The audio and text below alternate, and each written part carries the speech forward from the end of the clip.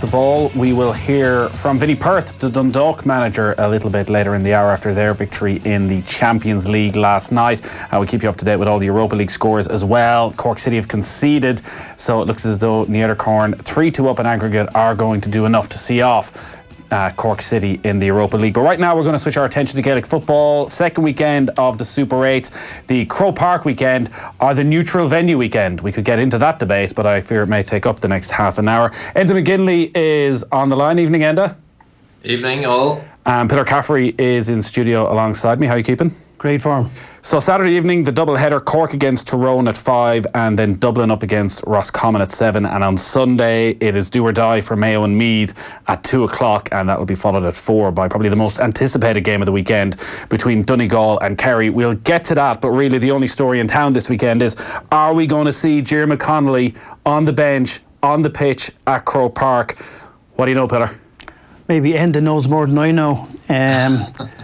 I would think he won't be on the bench. I would think he was back at training last Sunday morning. I would think, Jim will very much go on what he sees in front of him. It would be a huge ask for Diarmuid to have impressed so much in 3 training sessions. Do you think he's only had 3 training sessions? You don't think that there's many conspiracy theories out there, but one is that maybe he's been involved all the way along and that Dublin had worked this out to just release him at the right time of the summer? No, I think that's probably taking it a step too far. No, look, I think Diarmuid was USA bound.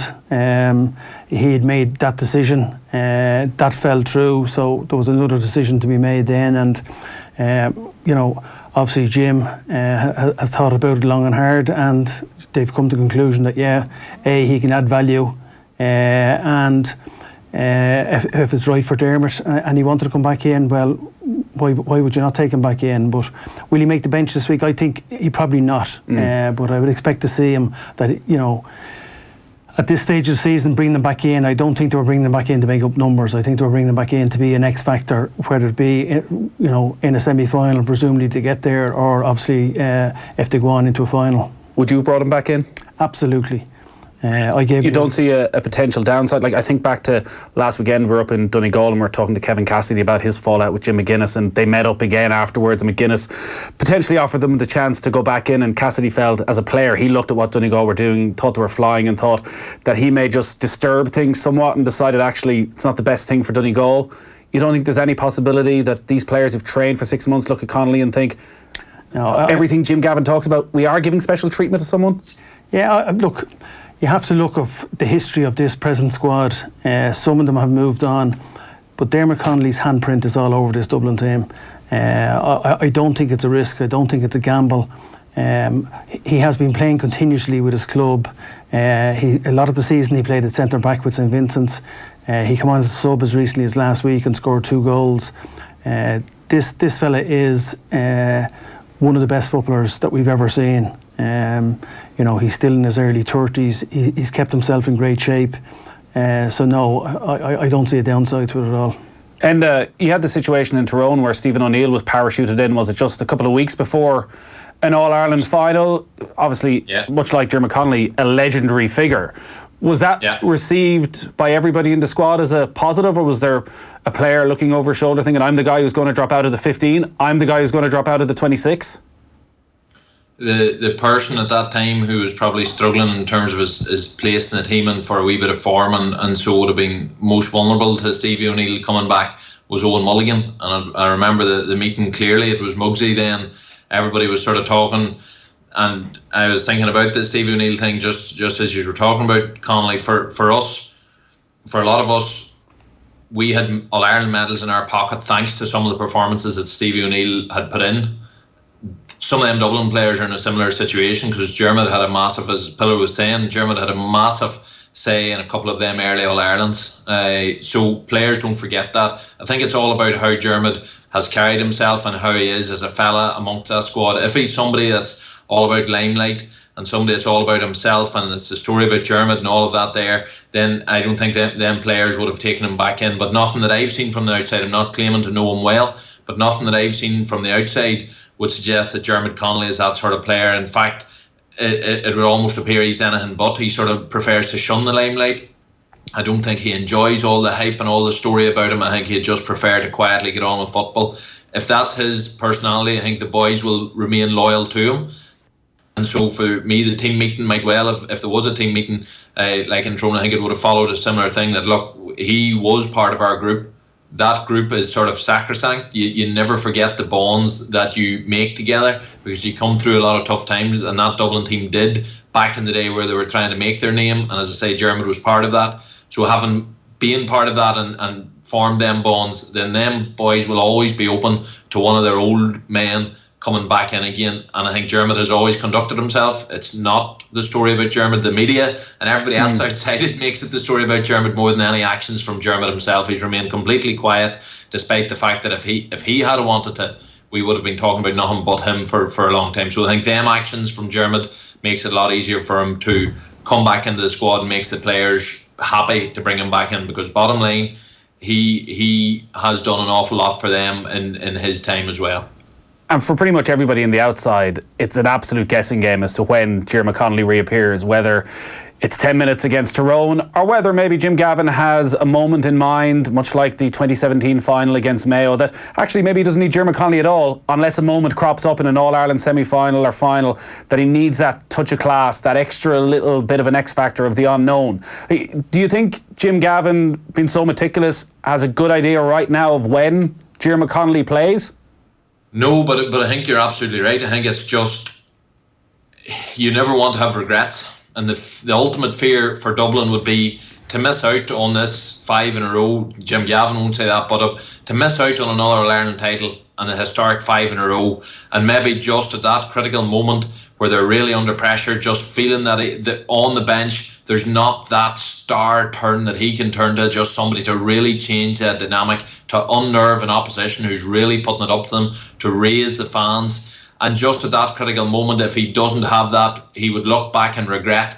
If Diarmuid is there and has made motions to sort of that he's willing to come in and take part, and that he's playing at a level that he is useful. The big thing for me, and Pillar touched on it too, Jim Gavin has always stuck very much to players on form or playing, and you hold your jersey until anybody else gets a chance, and there's very much a pecking order. Everybody looking in from the outside can only imagine the intensity of them Dublin, say, AVB games if they do go down that route. There's a huge depth of really high quality players. So Diarmuid to come in and suddenly go above them players would sort of go against what Jim Gavin has set up, and yet you have to fast track him. You can't expect to throw him in when it really matters in an All-Ireland final if that comes to pass. So I think if Dublin are cruising through the rest of this year, which they might, it's a bad thought, but they might do that, then I don't think we'll see Diarmuid Connolly. But I think if their backs are to the wall, we will see him. But Jim Gavin knows you can't expect a player to come in, say, in a hypothetical situation, the All-Ireland final with 10 minutes, 15 minutes to go, without having given him a wee bit of game time earlier. So he might have to bend some of them rules to fast-track Diarmuid up through and get him back in at county-level pace so that he's ready come that emergency sort of parachute moment that Jim Gavin says, no, we need something different here, and who better than Diarmuid to bring on. Pillar, can any of those Dublin subs have reason to feel aggrieved if Diarmuid Connolly is parachuted in front of them? When you look at the opportunities they've been getting off the bench, the feeling seems to be that there hasn't been, as Enda said, that X factor, that clinical player coming on, that game changer. Like, when you look at that bench, it doesn't seem like a vastly different bench to the last couple of years. Is there just a bit more age on them? Are they just showing signs of a bit of fatigue creeping in?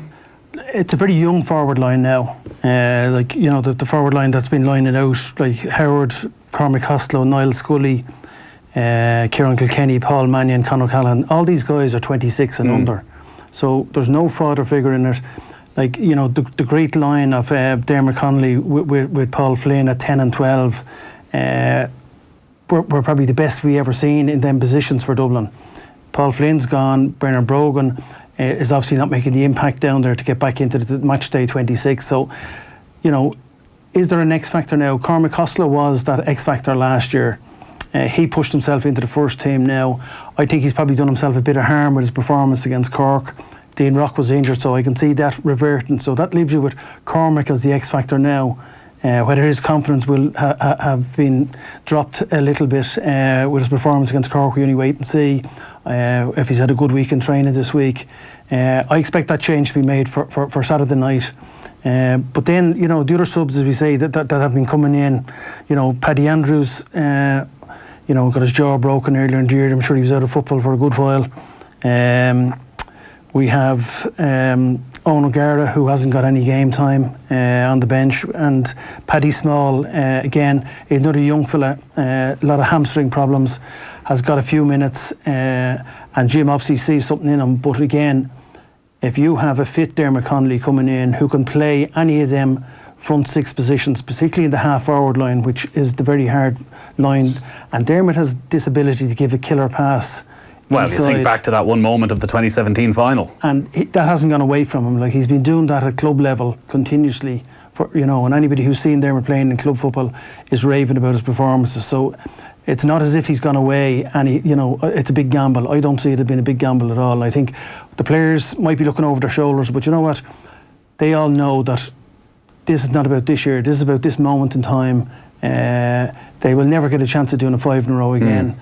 And if this passes without having every line being exacerbated in terms of trying to be the best they can be, if they look back at it with regrets and said, we didn't bring Rory O'Carroll back in, we didn't bring Diarmuid Connolly back in, they'd have regrets. I don't think there'll be any regrets now. Just on the players that have actually played then for Dublin this year, and Jack McCaffrey is probably a shoe-in as it stands for Footballer of the Year. He just seems to get better and better for every game.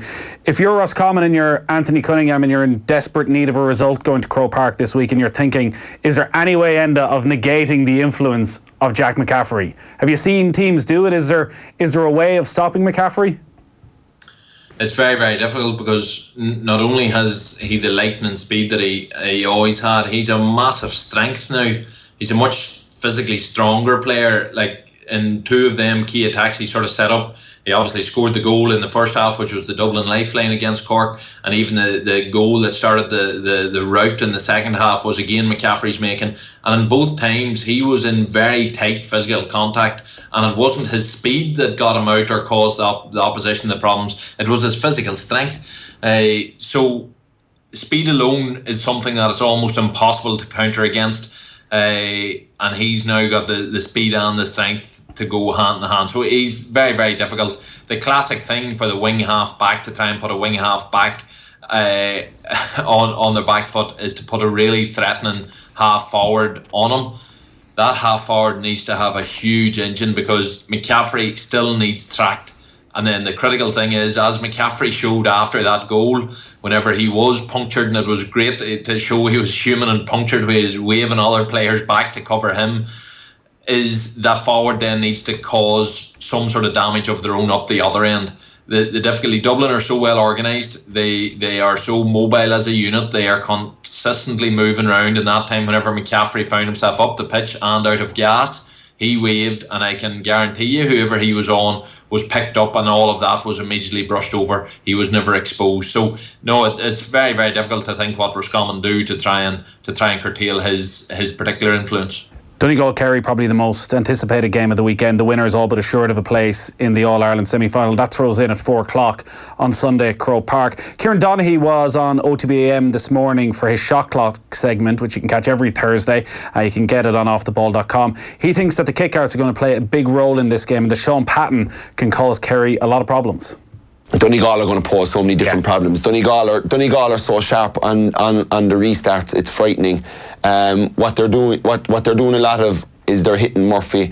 So if Donegal are in blue, they're back defending, and we know they like to defend in numbers. Okay, they know they like to get bodies back, and they leave Jamie Brennan and Paddy McBrearty up front, and they'll interchange as well.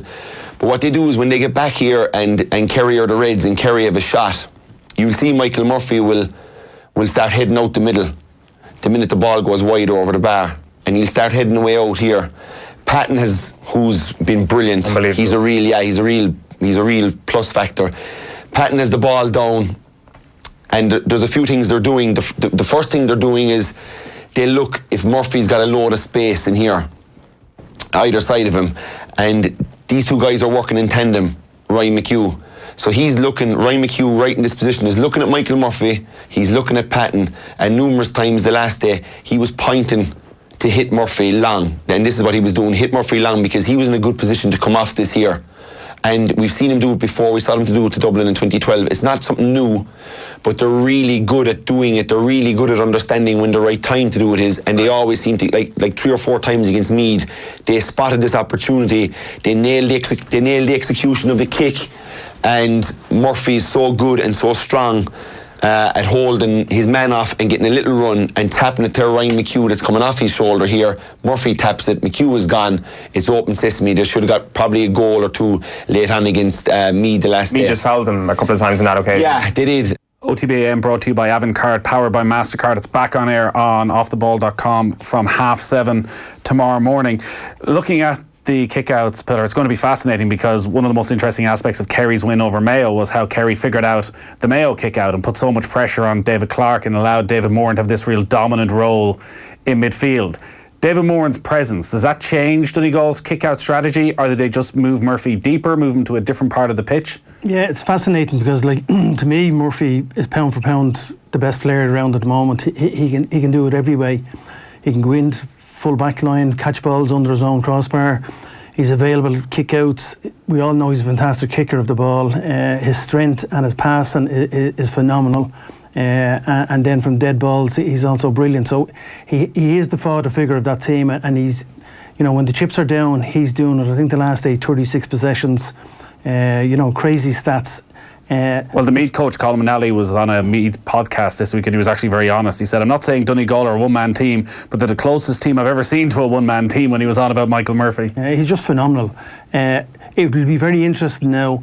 Kerry don't have Aidan O'Mahony available anymore. Like the job he did in him, man marking him in the All-Ireland final. Murphy's playing a much more central role, but Kerry obviously have to give him attention. He is the fulcrum of that team. He's the one that he is the engine room. It's not that he's in the engine room. He is the engine room. So who are Kerry going to put the man mark him? Because he's so influential. The Donegal kick out has been phenomenal this year. You know, he really has nailed it. And when you have someone like Ryan McHugh with the energy and he gambles, and again, he's another player that has to be a man mark. So it will be fascinating. David Moran has his best game ever for Kerry the last day out. And then look, everybody's excited about the wonder kid, Clifford. Like every time we see him, he's delivering. And he's just, I think the problem for Kerry is that they can't get 30 balls into him per game. I think he's only 16 possessions the last day. But so much is coming off him. But he's just beautiful to watch. He's very easy on the eye. And again, he's in for a different baptism on Sunday afternoon. You know, when Donegal get their hands on him, we'll have a real view of how good this young Kerry team is. And you know, watching the last day, they were phenomenal the last day. They just put Mayo to sleep, really.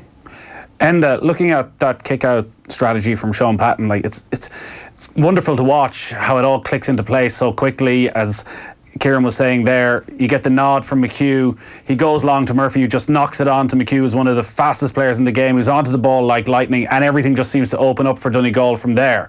From the Kerry point of view, is it simply a case you put David Moran on Michael Murphy and you back him to win that one-on-one battle? No, I think the Michael Murphy-Ryan McHugh combination is one that really sticks in people's minds, because it's so clearly a sort of a predefined move that the players know about. But I think Donegal won 90% of their kickouts against Meath, and the vast majority of them were long. So a 90% stat when a team is giving you your kickouts is nothing to write home about. But Meath weren't doing that, so it becomes then quite a phenomenal stat.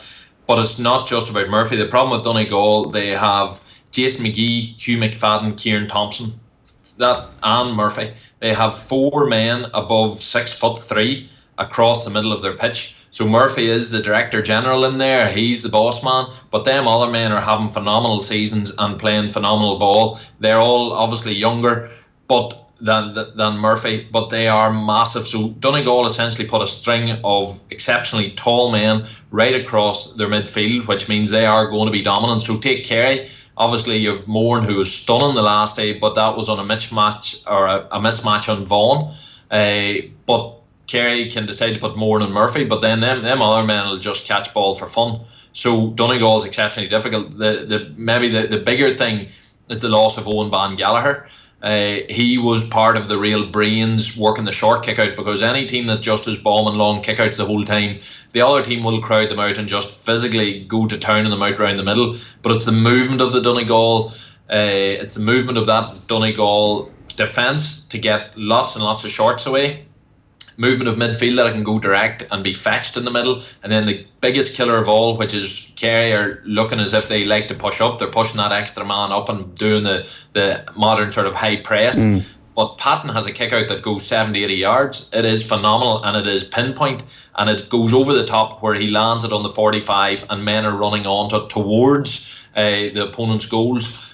It is the sheer range of Patton's kickouts, and the problem is it's not as if most goalkeepers you can judge is this long or short, because they're either a long run out, a long run up, short run up, and whatever. Patton 2 steps back and it can go 80 yards or it can go 18 yards, and that's exceptionally difficult for opponents to shut down. When you max that with the Donegal brains and their big men across the middle, it gives them a mighty, mighty weapon. The loss of Owen Van Gallagher is the only fly in the ointment in that particular section of the game. And if David Moran then isn't going to have quite the mismatches he had last weekend, and there's going to be any amount of big men putting him under pressure, if he doesn't get the freedom, and like his range of passing last Sunday was exceptional, but he seemed to always have plenty of time to pick out his passes, would you have any concerns about Kerry being able to get the quality of ball needed into that full forward line if Donegal can get on top of David Moran? The midfield battle will certainly, there'll be more pressure in that middle third, but as well as that, Donegal, you've seen what they've done about an effective full forward line whenever they played Tyrone. They swamped the defence, so Hugh McFadden will sit right back in. Probably Frank McGlynn, if he's on as well, will sit back in. There'll be a couple of additional men in. The one difference to playing Tyrone were all about Cathal McShane. Kerry have obviously Clifford, but they've Gainey in there as well. And they've men coming from deep. They've Stephen O'Brien coming really hard. So Tyrone that day really were quite dependent on McShane, especially when Petey Hart went off.